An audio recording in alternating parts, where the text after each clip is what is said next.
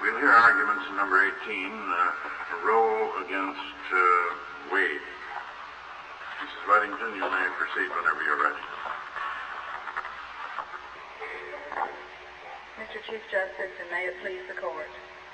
The instant case is a direct appeal from a decision of the United States District Court for the Northern District of Texas. The Court declared the Texas abortion law to be unconstitutional for two reasons. First, that the law was impermissibly vague, and second, that it violated a woman's right to determine to continue or terminate a pregnancy. Although the Court granted declaratory relief, the Court denied appellant's request for injunctive relief. The Texas law in question permits abortions to be performed only in instances where it is for the purpose of saving the life of the woman. The case originated with the filing of two separate complaints, the first being filed on behalf of Jane Roe, an unmarried pregnant girl, and the second being filed on behalf of Jane and Mary Doe, a married couple. Jane Roe, the pregnant woman, had gone to several Dallas physicians seeking an abortion, but had been refused care because of the Texas law. She filed suit on behalf of herself and all those women who have in the past, at that present time, or in the future, would seek termination of a pregnancy. In her affidavit, she did state some of the reasons that she desired an abortion at the time she sought one, but contrary to the contentions of appellee, she continued to desire the abortion, and it was not only at the time she sought the abortion that her desire was to terminate the pregnancy. When this case was in the district court, the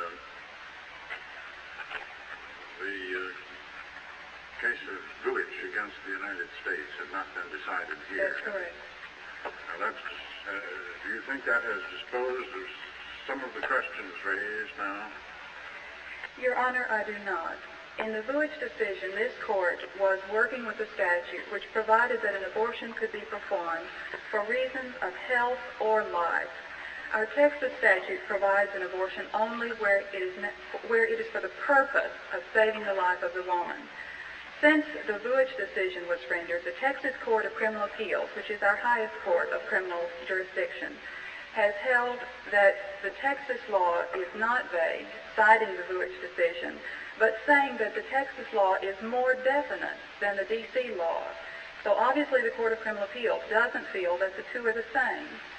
And in the Village decision, the justices of this court emphasized continuously that a doctor, as a matter of routine, works with the problem of what is best for the health of his patients. We submit that a doctor is not used to being restricted to acting only when it's for the purpose of saving the life of the woman, and that health is a continuum which runs into life. And a doctor in our state does not know whether he can perform an abortion only when death is imminent or when the woman's life would be shortened. He does not know if the death must be certain or if it could be an increase in probability of her death. So here in the district, doctors are able to exercise their normal matter of judgment, whether or not the health of a woman, mental or physical, would be affected. But in Texas, we tell a doctor that unless he can decide whether it's necessary for the purpose of saving her life and for no other reason, that he is subject to criminal sanction. I think it's important to note the range of problems that could be presented to a doctor.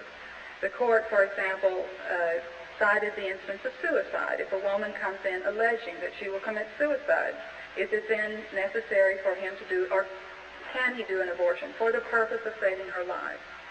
Or is that a situation where he has to have something more? I think all of those questions cannot be answered at this point.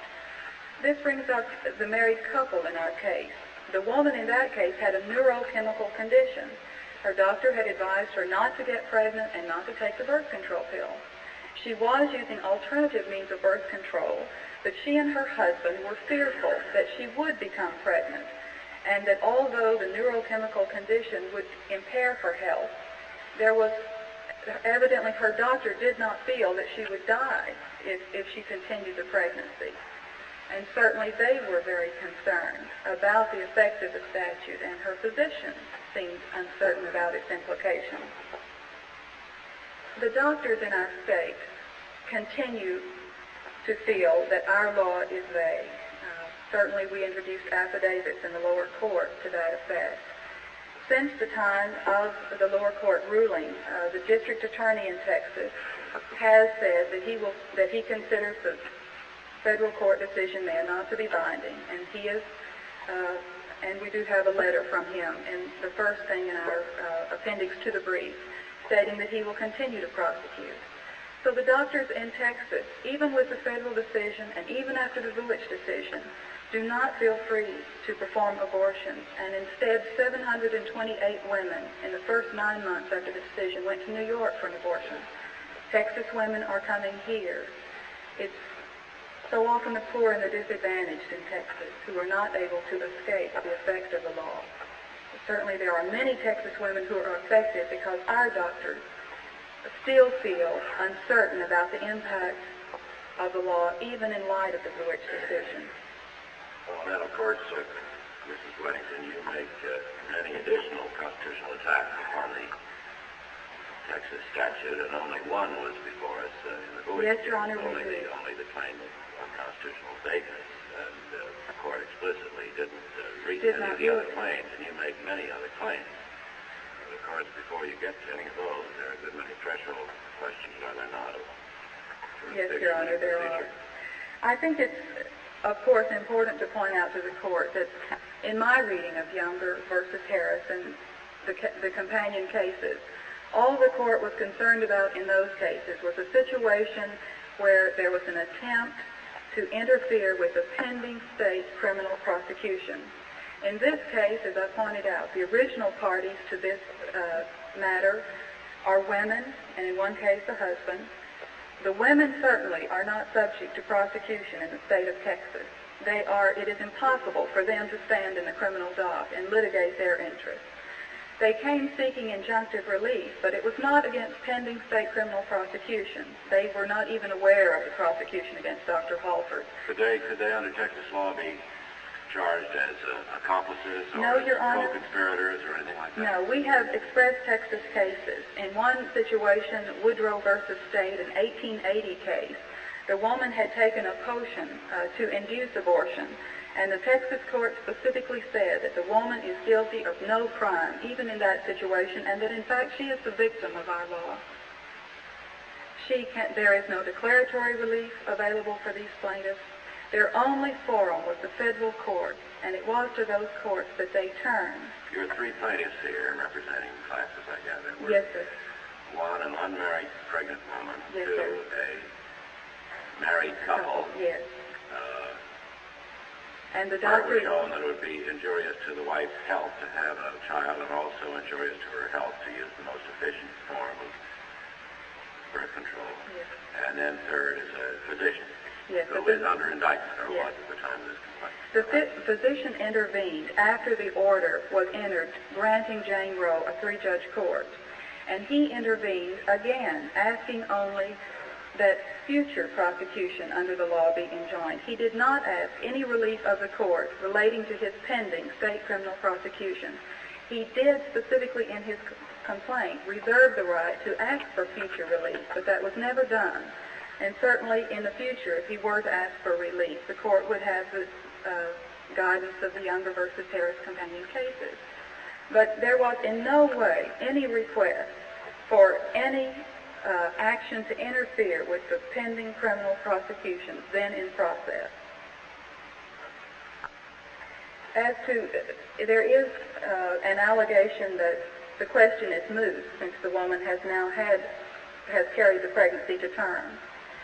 And I think it is important to realize that there are several important aspects in which this case differs from the case that the courts might usually be presented.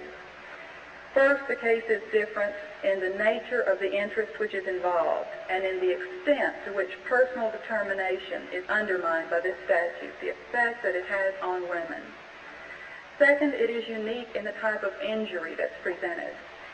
Certainly there are some injuries that can be compensated, and most last over a sufficient period of time for the courts to litigate the interest. But in this case, a progressing pregnancy does not suspend itself in order to give the court time to act.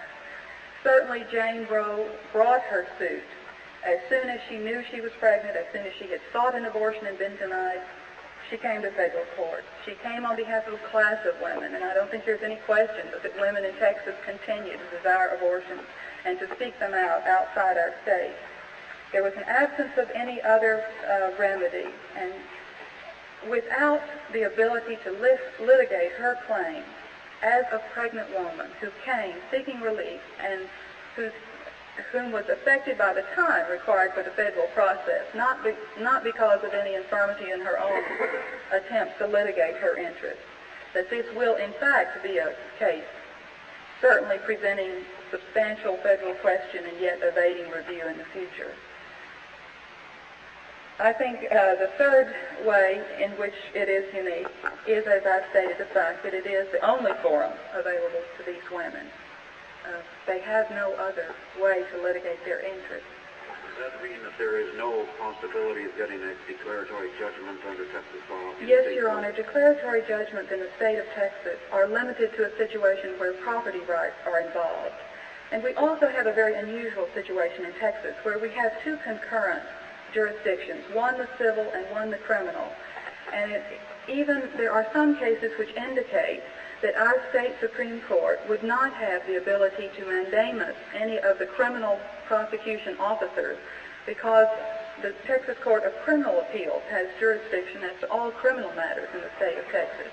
So even if the woman had been able to bring a declaratory judgment, which she couldn't have gotten any sort of relief against future prosecution. And it was exactly the absence of the court granting an injunction against future prosecutions, which have resulted in the irreparable injuries these women have suffered. In Texas, the woman is the victim. The state cannot deny the effect that this law has on the women of Texas. Certainly there are problems regarding even the use of contraception. Abortion now for a woman is safer than childbirth. In the absence of abortion or legal, medically safe abortions, women often resort to the illegal abortion, which certainly carry risks of death, all the side effects such as severe infection, permanent sterility, all the complications that result. And in fact, if the woman is unable to get either a legal abortion or an illegal abortion in our state, she can do a self-abortion, which is certainly, perhaps by far the most dangerous, and that is no crime.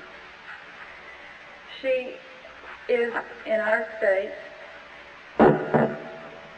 The microphone won't be effective if you have excuse me, Your Honor. Thank you.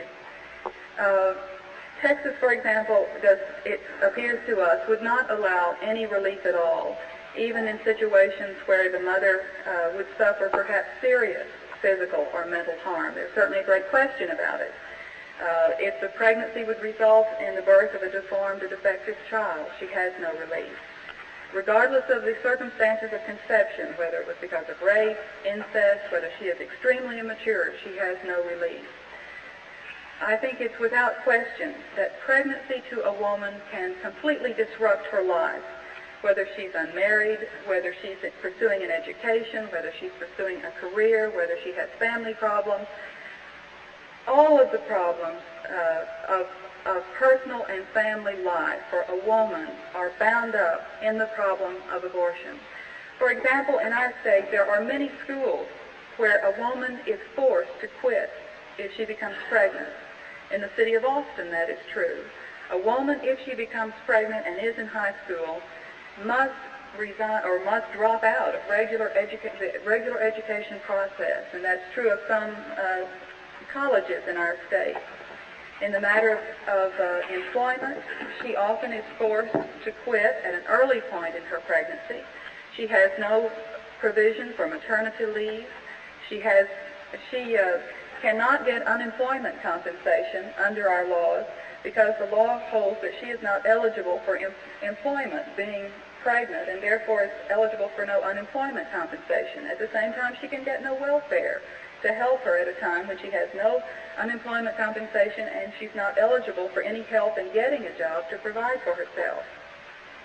There is no duty for employers to rehire women if they must drop out to carry a pregnancy to term. And of course this is especially hard on the many women in Texas who are heads of their own households and must provide for their already existing children. And obviously the responsibility of raising a child is a most serious one, and the time and emotional investment that must be made cannot be denied.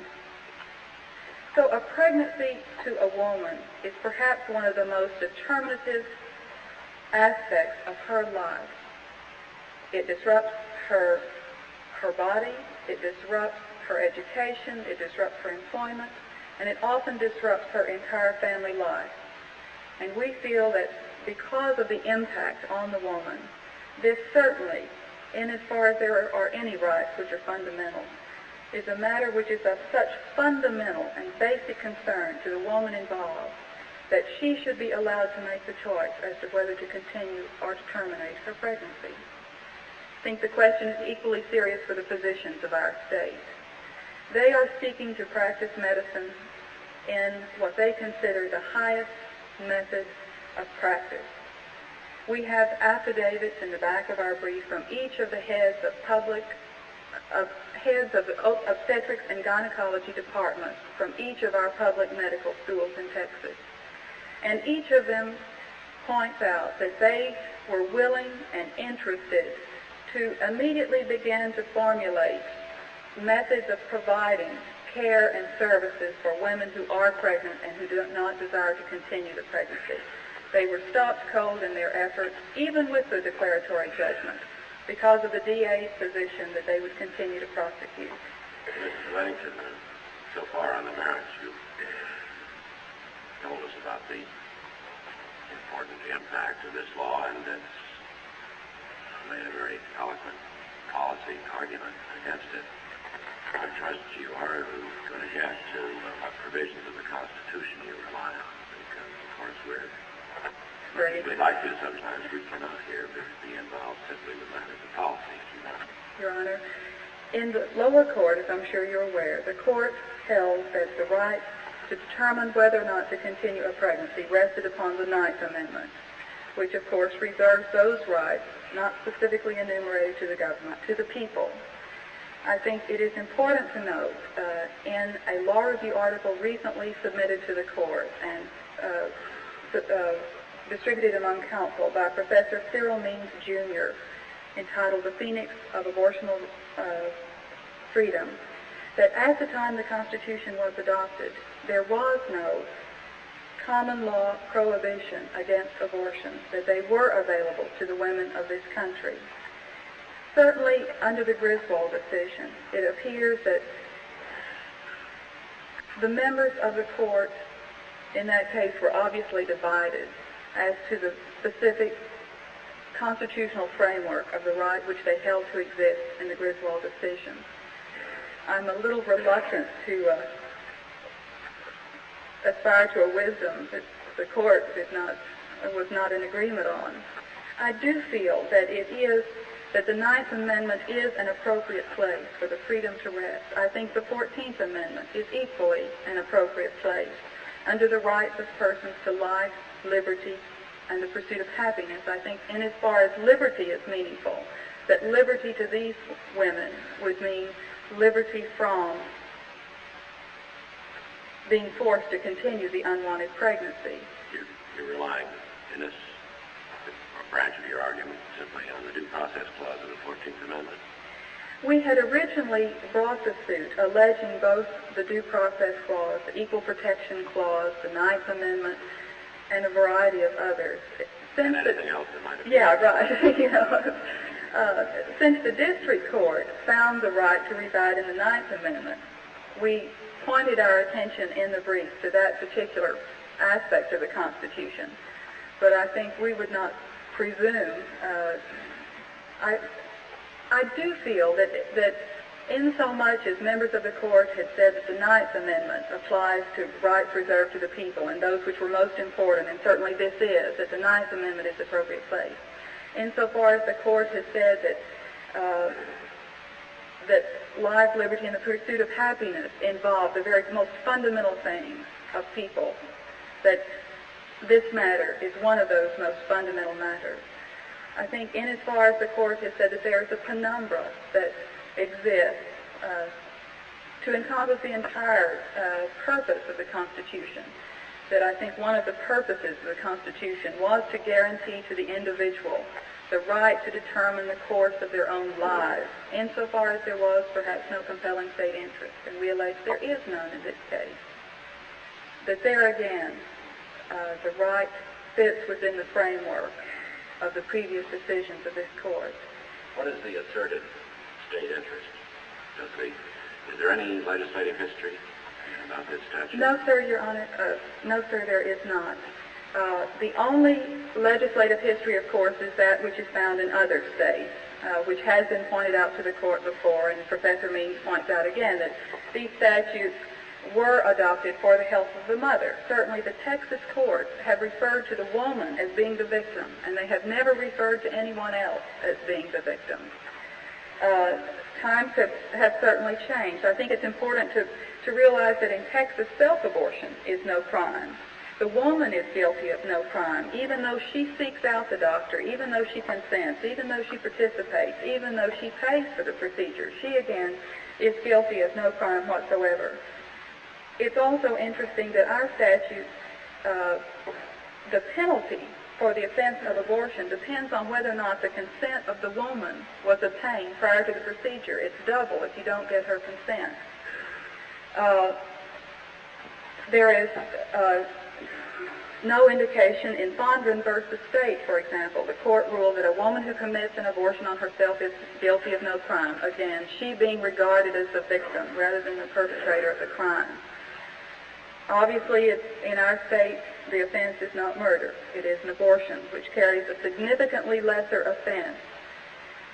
There is no requirement of, even though the state in its brief points out the development of the fetus at an 8-week period, the same state does not require any death certificate or any formalities of birth. That the products of such a conception would be handled merely as a pathological specimen. And the statute doesn't make any distinction based upon at what period of pregnancy the abortion is performed? No, Your Honor.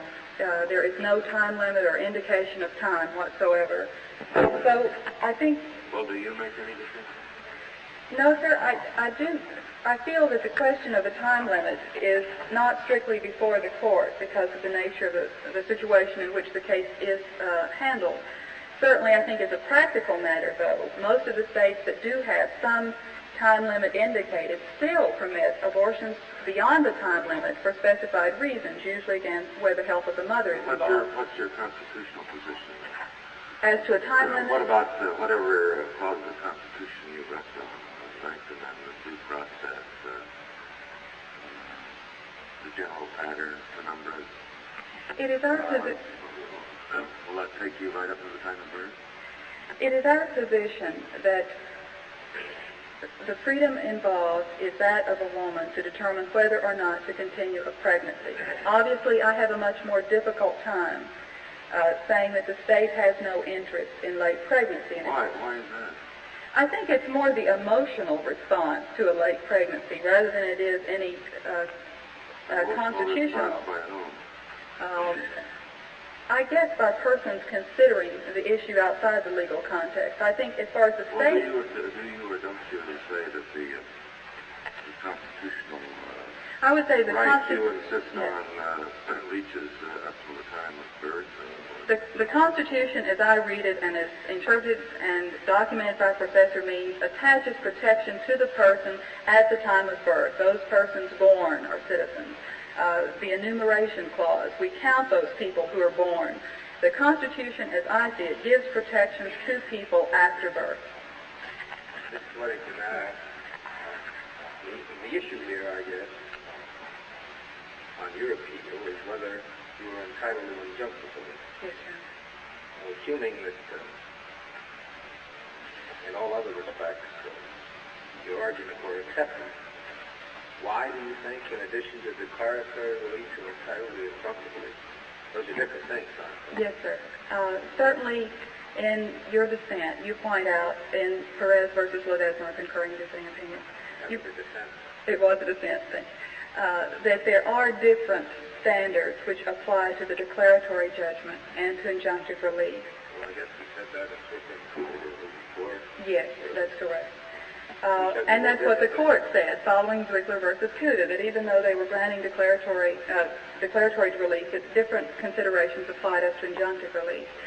But it seems that the opinions of this court have established that where there is great and immediate threat of irreparable injury with no adequate remedy in state court, that an injunction is still proper. And it is our position that there is great and immediate threat of irreparable injury in the form of a continuing pregnancy that will not abate and that continues. So you're really you're asserting that the pregnant woman has standing in this case, and the married couple, where the wife is not pregnant, has standing. Yes, Your Honor. What about the doctor, where criminal prosecution is already pending against him? The doctor, as I said, was asking no relief as to the pending prosecution. He was only asking relief as to future prosecution. Yes, Your Honor. He joined in both the request for the declaratory judgment. Well, didn't Younger against Younger and the companion cases cover the declaratory judgment Maxwell? Where there were pending, where the Samuel versus Mackle, as I read it, did say that where you have a request for declaratory judgment, there would be an effect on a pending criminal prosecution. There was one pending on this. There was one pending when this action was brought. That was those against Dr. Halford. However, in this case, we submit that if there is to be any meaning to the federal courts as the supreme arbiters of constitutional rights, that they must be able to act, at least in some form, when there are pending criminal prosecutions, not particularly against the person involved in the prosecution, but others. The case is said that the federal courts may, but for limited situations, the harassment where the prosecution improperly is used as a device to harass the person prosecuting. Doesn't that it? Yes, Your Honor, but again, as I understood it, you're suggesting it ought to be broader than that. I'm suggesting that in this case, the women in particular brought a declaratory action having nothing to do with the pending state criminal prosecution, and that the intervention of the doctor certainly should not be sufficient as to the doctor's case. Right. That because the doctor intervened when he was asking no relief as to the pending state criminal prosecution, that his intervention. You mean he was asking nothing? He was asking what? No injunction against the continuance of that prosecution? That's correct. He is willing to litigate his interest as to future prosecution. Well, except that he wanted a declaratory judgment, as I understand it. Yes, the underlying statute on which the prosecution was brought is unconstitutional. Isn't that it? Yes. Well, I thought that's what Sanders and Michael said he couldn't have. And which your dissent said was incorrect. Well, I repeat. It was a dissent. Okay. I think perhaps we would stress that there are two separate actions before the court. First, that of the women, and second, that of the doctor. So that even though the court might find that the doctor was an inappropriate party for relief, it certainly would not affect the original action as brought by the women. All right, then I come back again. If we're left only with the ladies' action, you're suggesting that the declaratory relief they already obtained is not enough because that doesn't help terminate the pregnancy. Because they are still subject to the irreparable injury and have no adequate state remedy. And if they are not able to continue to litigate their interests in this situation, anytime there was any prosecution pending against anyone in the state at any point in the appeal, for example, the Thompson case was filed in 1968. It's been decided now in our state courts. It's on appeal, or it will be appealed here, I think. And certainly, if they cannot litigate their interests while there's prosecution pending against a doctor, they will, in many instances where a statute, where there's... I suppose the answer is that prosecution against the doctor. There's not going to be any doctor that's going to be available. Is that it? Yes, they cannot even decide to take the risk for themselves under the declaratory judgment. They must rely on another person to take that risk. But certainly the doctor raised not only his own rights, but the rights of his patients. And those same patients are suffering the same sort of irreparable injury that the original plaintiffs were suffering. Couldn't the doctor raise that same point in the criminal prosecution? Yes, Your Honor, he can, but I don't feel it's appropriate to make those women who are most vitally affected, certainly more so than the doctor, who can merely decide not to perform an abortion and thereby escape. When we talked about the doctor, you said there were two separate issues there. And the issue involving the doctor is to litigate everything he's now litigating in the state court. Yes, Your Honor. My point being that these women should not be compelled to leave it up to a doctor to litigate those issues. Well, he's going to obviously defend himself in a criminal prosecution. He's got, I think, to do that. Well, I think there are different interests involved, and in most criminal prosecutions, the doctors would bring up other problems, such as I didn't do it or something. Yeah, or the witnesses have disappeared, or it really was for this reason in this particular case. But has this defense ever been interposed in a Texas criminal case? Yes, Your Honor. Constitutional defense? There is one recent opinion, Thompson versus the state of Texas, which the Attorney General attempted to bring to the attention of the court, and it was not printed, and the court rejected it. But it was a decision about a month and a half ago, which originated in Houston. A doctor there was indicted on a charge of abortion. At trial, he used only an alibi defense. But on his appeal, he did raise the same constitutional questions that we raised in the federal court. And that was too late?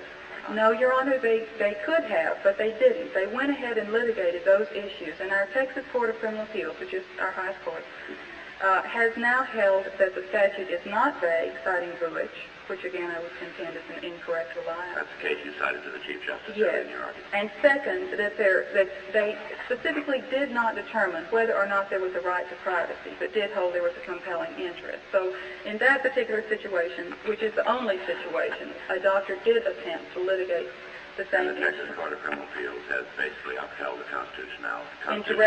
They upheld really directly in opposition to the federal court opinion from which we are appealing. They have filed a motion for rehearing in the State Court of Criminal Appeals, which will be argued tomorrow. I think it's very unlikely that the court would change its opinion, and it is the intention of those parties to appeal. Does Texas law, in other areas of the law, give rights to unborn children in the areas of trusts and estates and wills? Or no, Your Honor, only if they are born alive. We have the Supreme Court of Texas recently has held in one case that there is an action for prenatal injuries at any stage prior to birth, but only upon the condition that it be born alive. The same is true of our property law. The child must be born alive. And I think there is a distinction between those children which are ultimately born, and I think it is appropriate to give them retroactive rights. But I think that's a completely different question from whether or not they had rights at the time they were still in the womb. What about the unborn child who is, as a result of an accident, killed, or whatever word you want to use for? There has been no situation litigated like that in Texas. I suppose you noted that the around the country.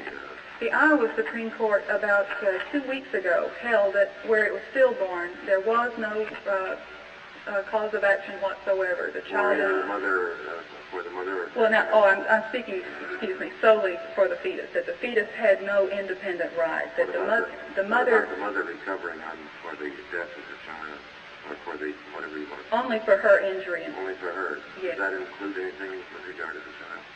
No, Your Honor. Thank you. Thank you, Mrs. Weddington. Mr. Floyd. Mr. Chief Justice, may it please the court.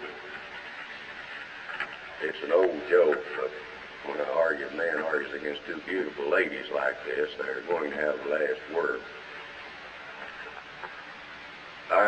Before I proceed to the original issue in this case, which was the propriety of the trial court denying injunctive relief, I would like to bring to the court's attention some grave matters concerning what has been referred to as the standing of the parties. The couple involved, they were a married couple, a childless married couple. The only matter, evidence, or whatever in the record concerning their contentions is contained in their first amended original petition. That is, that the woman would have difficulty if she became pregnant in carrying a child to childbirth. Further, that they were unprepared for parenthood. We submit to the court that their cause of action is strictly based upon conjecture. Will they continue the marriage? Will her health improve? Will they then be at some time in the future prepared or unprepared for parenthood? There is no fear of prosecution by married couples. If we accept all contentions of this married couple, we submit that they still do not come under the prescribed conditions of Glass versus Cohen and Golden versus Zwickner. We feel that the lower court properly denied them standing. As to the unmarried pregnant female, a unique situation arises in, is her action now moot? Of course, if moot, there is no case or controversy. Class action, I think. It was a class action. Surely you would, I suppose we could almost take judicial notice of the fact that there are at any given time unmarried pregnant females in the state of Texas. Yes, Your Honor. I would say that the only thing that could uphold her standing would be, or eliminate the mootness issue, would be whether or not this is a class action on her part. Yes, Your Honor. The record that came up to this court contains the amended petition of Jane Roe, an unsigned alias affidavit, and that is all. She alleges that she was pregnant on April the 20th, 1970, which is some 21 months ago. Now, I think that it has been recognized by the appellant's counsel that she is no longer pregnant. This court has consistently held that the time of determination of mootness is when the hearing is before the court. That is, a case can become moot from the hearing in the trial court until the time it reaches this court. We do not feel appellant's authority contained in their brief will substantiate her contention that the case is not moot.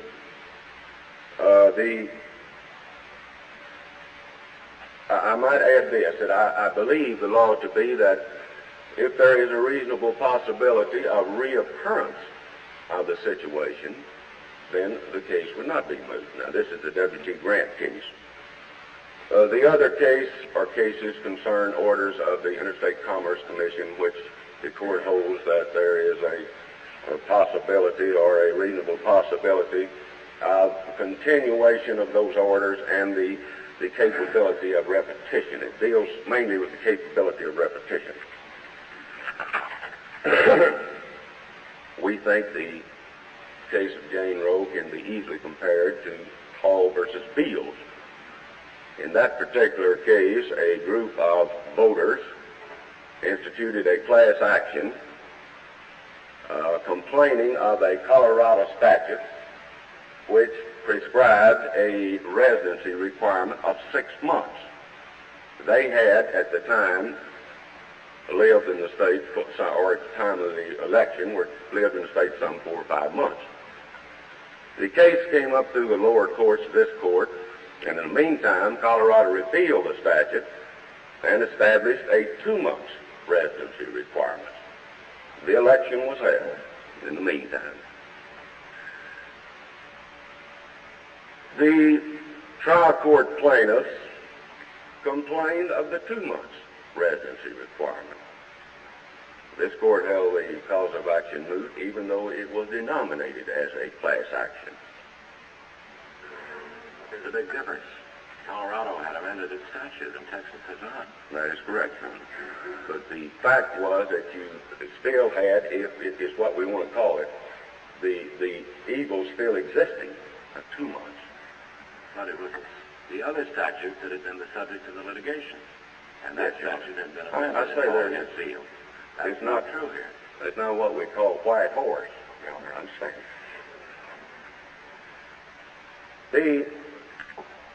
In connection with the class action aspect of this, and I say I have no authority to support this proposition, but it would appear that in order for a class action to continue, if there be one to begin with, is that one plaintiff must remain, or else an intervenor or someone to be a representative of a class. Because this is the whole purpose of the class action, to have a representative in court.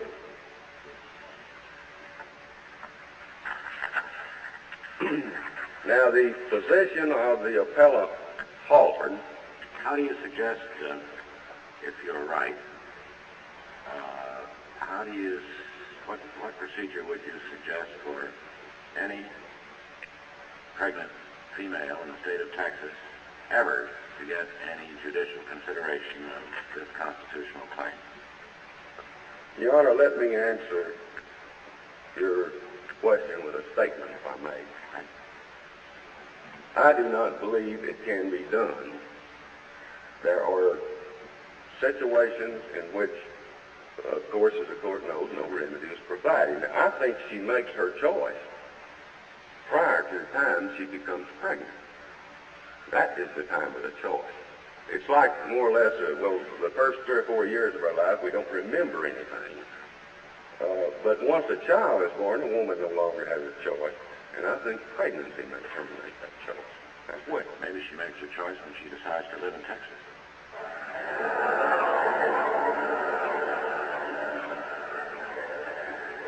May I proceed?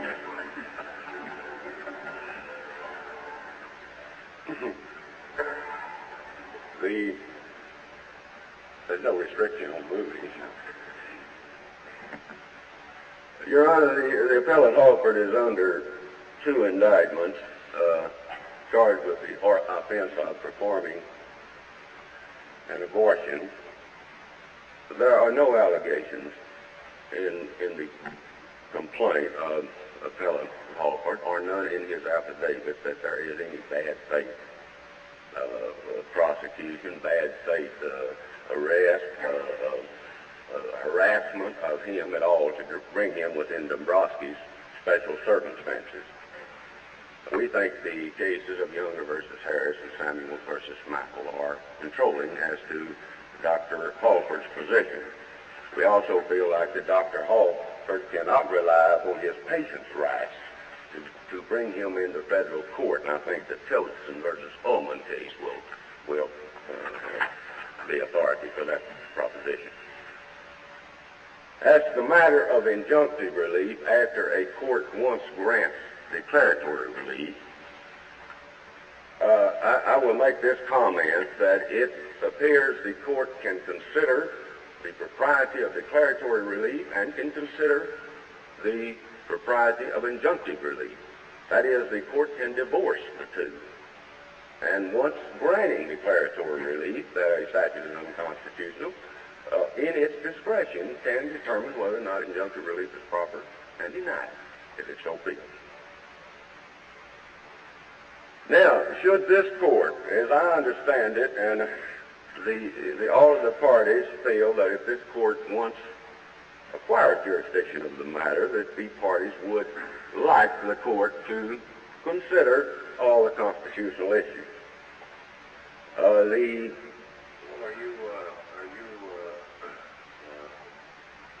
sustaining, or are you saying that the denial of injunction was proper because the declaratory judgment was error? No, Your Honor, I say the court can grant declaratory relief and unconstitutionality and deny injunctive relief. Well, I know, but if the judgment about if the declaratory judgment was erroneous, it was also right to deny injunction. Yes, Your Honor. That's correct. That's your position? That's correct. I think if the court, of course, says... You didn't cross appeal. We could not, to this court, Your Honor. We have to go to the Fifth Circuit. So we have. But are you attempting to sustain the denial of injunction here on the grounds that the declaratory judgment was improper?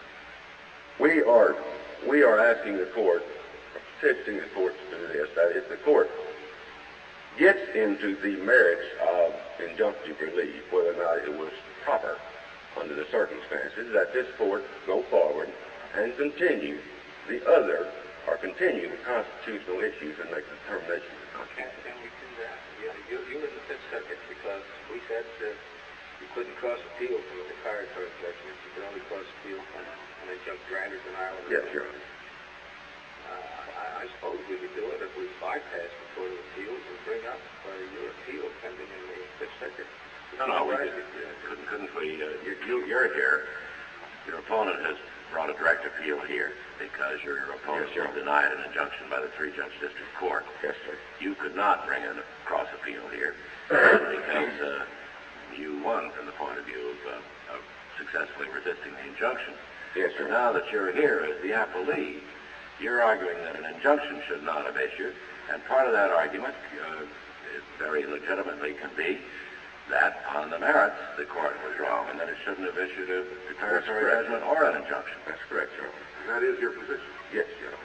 Now, the proceedings in the Fifth Circuit have been stayed or abated. I tell you, your position makes sense to me. Some of our prior cases are on the foreclosure unless we bypass the circuit and bring your appeal pending there here.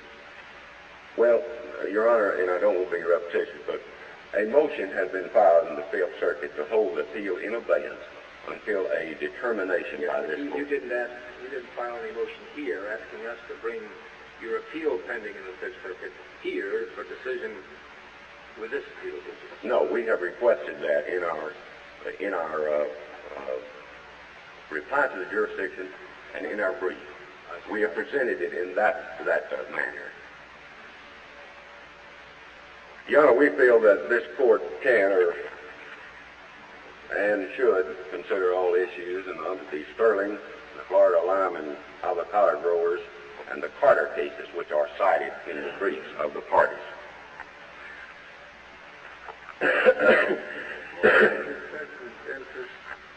What is Texas' interest in this statute?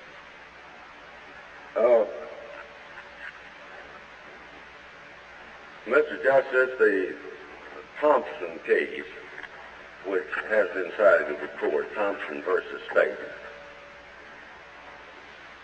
the Court of Criminal Appeals did not decide the issue of privacy. It was not before the court, or the right of choice issue. The state court, the Court of Criminal Appeals, held that the state had a compelling interest because of the protection of fetal life. Of fetal life protection. They recognized the humanness of the embryo or the fetus. And they said, we have an interest in protecting fetal life. Whether or not that was the original intent of the statute, I have no idea. And yet Texas does not attempt to punish a woman who herself performs an abortion on herself. That is correct, Your Honor, and the matter has been brought to my attention, why not punish for murder, since you are destroying what you or what has been said to be a human being. I don't know, except that I will say this: as medical science progresses, maybe the law will progress along with it. Maybe at one time it could be possible, I suppose, a statute could be passed. Whether or not that would be constitutional or not. Well, we're dealing with the statute as it is. There's no state, is there, that equates abortion with murder, or is there? There is none, Your Honor, except one of our statutes that if the mother dies, that the doctor shall be guilty of murder. But that's ordinary. Yes. Felony murder. I would say so, Mr. Justice. Yes, The Texas statute covers the entire period of pregnancy. yes, it does, Mr. Justice. Yes, sir. Mr. Floyd, is that constant case? I don't find that constant case cited in detail. I gather you said it just had been decided recently. Mr. Justice, this case is just a recent case. Do you have a citation? It is not in the reporter system yet. Are you going to provide us with a copy of it? I'll be happy to, yes, sir. I'll provide the court with a copy The today. date of it, roughly, you know? This is number 44070, C.W. Thompson versus the state of Texas.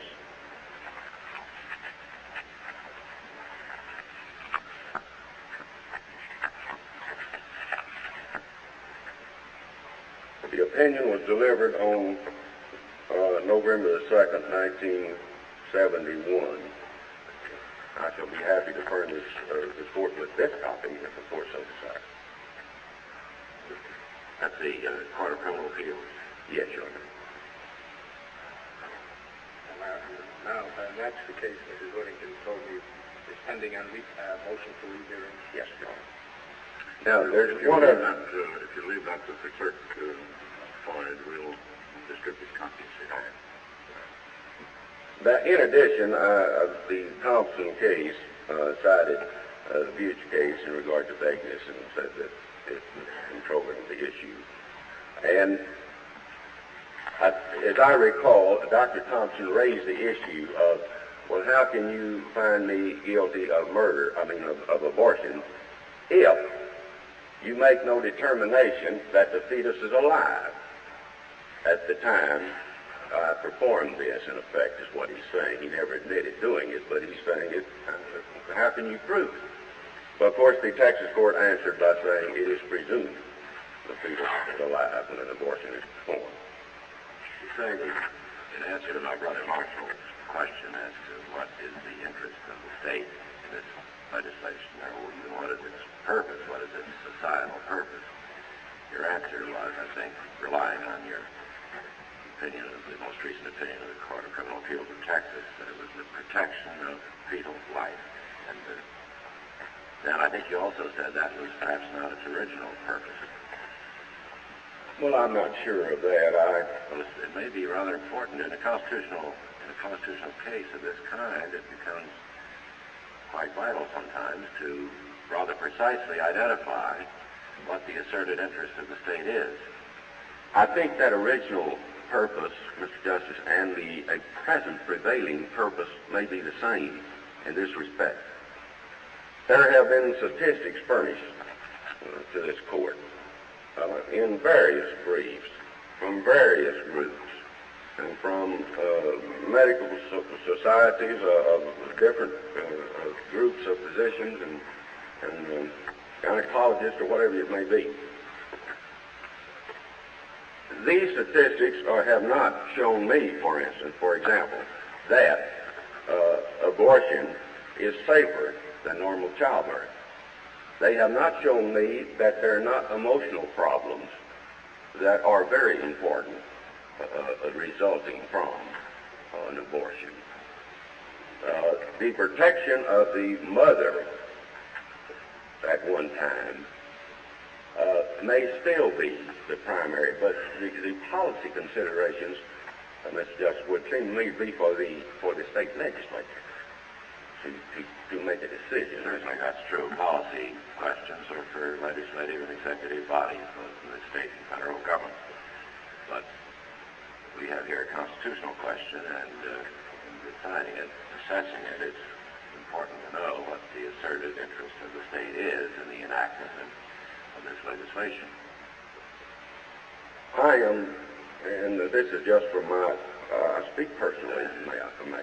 I would think that even when this statute was first passed, there was some concern for the unborn fetus. When was it enacted? I think it was 1859 was the original statute. This, I believe, was around 1900, 1907. It goes back. Goes back. Middle of the 19th century. Yes, sir. Before that, there were no criminal abortion laws in Texas, were there? As far as I know, there were not. No. I think this is maybe set out in some of the briefs. Well, in any event, Mr. Floyd, apart from your personal attitude, your court has spoken on the intent of the statute. Yes. No? Yes. Well, I can't quite square that most recent pronouncement with the earlier decisions of the Texas court that refer to the mother as the victim. Can you? Well, as I say, Your Honor, I don't think the courts have come to the conclusion that the unborn has full juristic rights. Not yet. Maybe they will. I don't know. I just don't feel like they have at the present time. The first few weeks of pregnancy? Sir? In the first few weeks of pregnancy? At any time, Mr. Justice, we make no distinction in our statute. Whether there's life there or not. We say there is life from the moment of impregnation. And do you have any scientific data to support that? Well, we begin, Mr. Justice, in our brief with the development of the human embryo, carrying it through to the development of the fetus from about 7 to 9 days after conception. Well, what about 6 days? We don't know. But the statute goes all the way back to 1 hour. I don't, Mr. Justice, there are unanswerable questions in this field. I appreciate it. This is an artless statement on my part. I withdraw the question. Thank you. Or when does the soul come into the unborn? If a person believes in a soul, I don't know.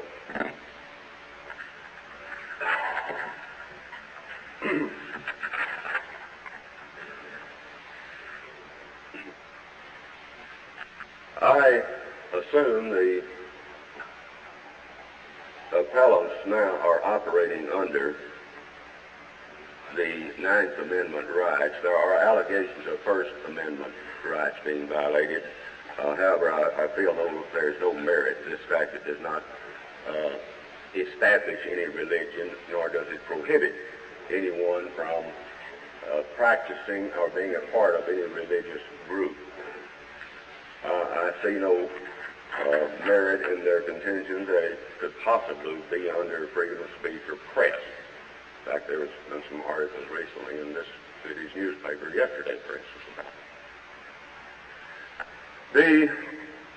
The other constitutional rights that the appellant speaks of, I think, are expressed in two manners. The individual or marital right of privacy. And secondly, or the right to choose whether or not to abort a child.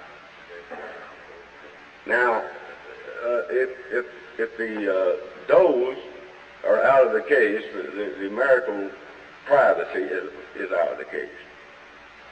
But be that as it may, neither individual nor marital privacy has been held to be absolute. We have legal search and seizure. We have the possession of illegal drugs, the practice of polygamy, and other matters. A parent, I do not believe, or parents cannot refuse to give their child some form of education. As far as the freedom over one's body is concerned, this is not absolute.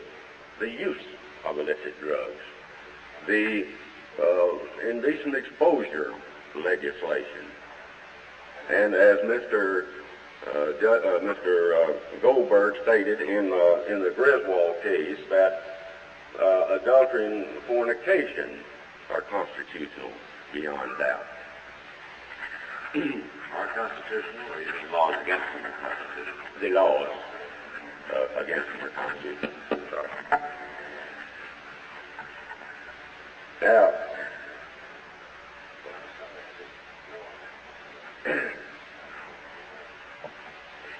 there is nothing in the United States Constitution concerning birth, contraception, or abortion. Now, the appellee does not disagree with the appellant's statement that a woman has a choice. But as we have previously mentioned, we feel that this choice is left up, is the woman's prior to the time that she becomes pregnant. This is the time of the choice.